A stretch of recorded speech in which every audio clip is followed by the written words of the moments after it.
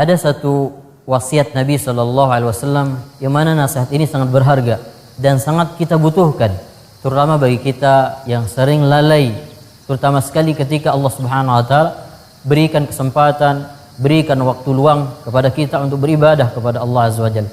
Tapi waktu luang yang Allah Subhanahu wa taala berikan ternyata kita sia-siakan. Nabi SAW berwasiat kepada Abdullah bin Abbas radhiyallahu anhuma dan mengatakan, ta'arraf ila Allahi fir rakha'i ya'rifka fis shiddah.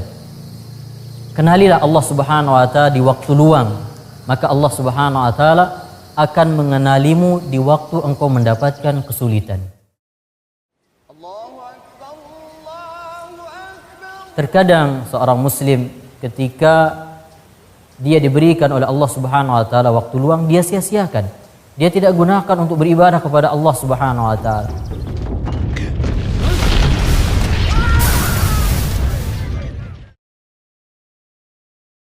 Giliran nanti ketika dia mendapatkan kesulitan, dia memohon kepada Allah Subhanahu wa taala. Dia berharap dari Allah Subhanahu wa taala jalan keluar. Tapi Allah Subhanahu wa taala melupakannya.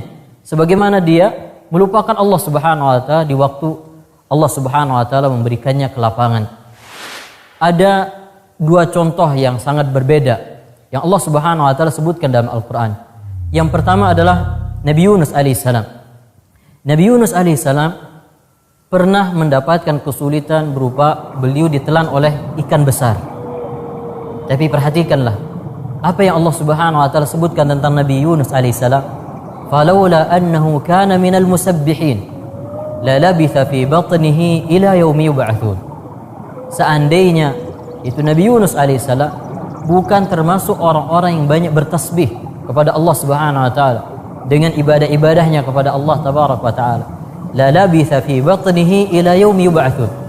Niscaya Nabi Yunus akan tetap berada di dalam perut ikan sampai hari Allah Subhanahu wa taala membangkitkan manusia. Tapi Allah Subhanahu wa taala menyelamatkan Nabi Yunus alaihissalam karena ibadah-ibadah yang pernah beliau lakukan sebelumnya. Karena beliau banyak beribadah kepada Allah tabaraka wa taala. Di saat beliau mendapatkan kesulitan, kemudian memohon kepada Allah Subhanahu wa taala, Allah mengingatnya. Allah memberikan jalan keluar. Lihat contoh yang lain, yaitu Fir'aun.